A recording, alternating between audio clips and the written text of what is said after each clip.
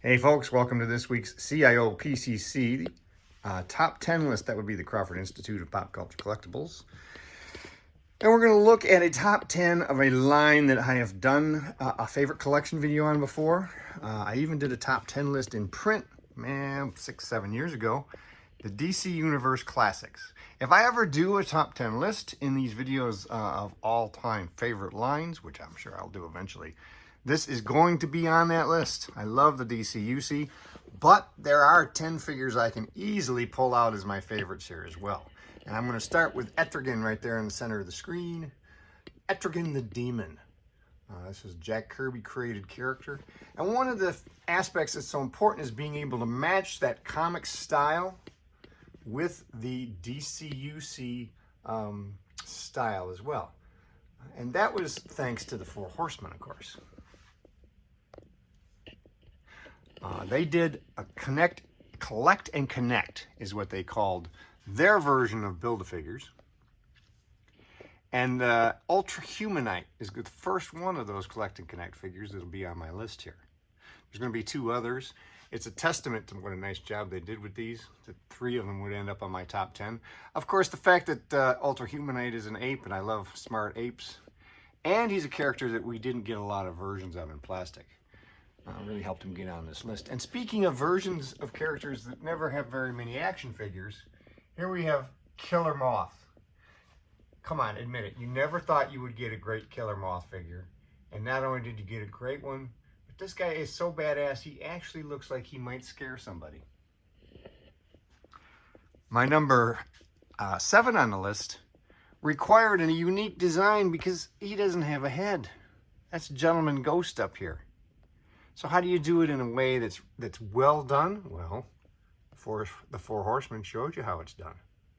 I love the monocle, the translucent legs and cape effect. That was a nice way to transition and make the ghost impression.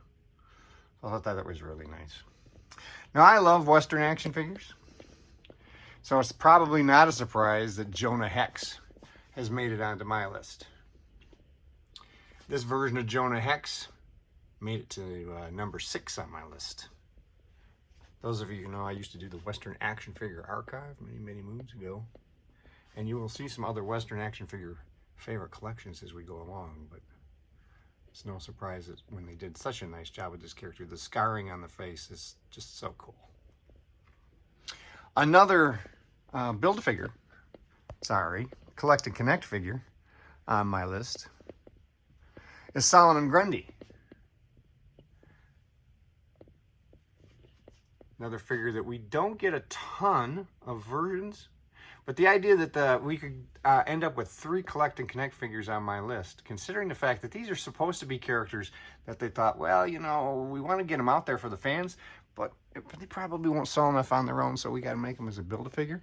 The fact that they could get 3 of those on my top 10 says a lot about the quality.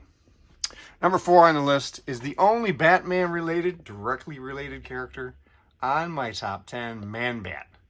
I love me some Man-Bat. I thought this realistic style, a little more realistic than some of the comic booky styles they did, really looks great. He stands out. He's a top 10 Man-Bat across all the Man-Bats ever done. My third and final Collect and Connect figure that's on this list is going to come in the number 3 spot, Trigun. Now, Trigun was actually in my number 1 spot 6 or 7 years ago when I did that print version of this list. He slipped a little. 2 other guys have moved in front of him, but he's still a fantastic figure. I love the evil head sculpt. The cloth cape works nicely. And of course, like with all of the figures, the articulation works well with the design. Beating him out, though, moving into the number 2 spot is Lobo. Now, Lobo's so big, you might think, wow, he's probably a Collect and Connect figure. No, he was a regular release. Him and his pooch came together. All great anti-heroes have pooches.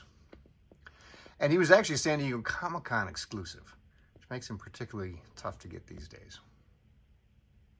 My number 1 spot is Deathstroke. Now, this might be a surprise because I couldn't possibly care less about Deathstroke as a character. But this figure, he came in wave 3, and I had bought all of wave 1 and wave 2, but when this figure hit and I played around with him, the quality of the articulation, the quality of the sculpting, all of the accessories just completely sold me on the line and turned me into a completist. Which, you know, that was not easy considering all the variants they've done. So that's my top 10. It's probably going to change again by the next time I do this list. Let me know what your top 10 is. Make sure you subscribe to my channel, and we will talk to you later.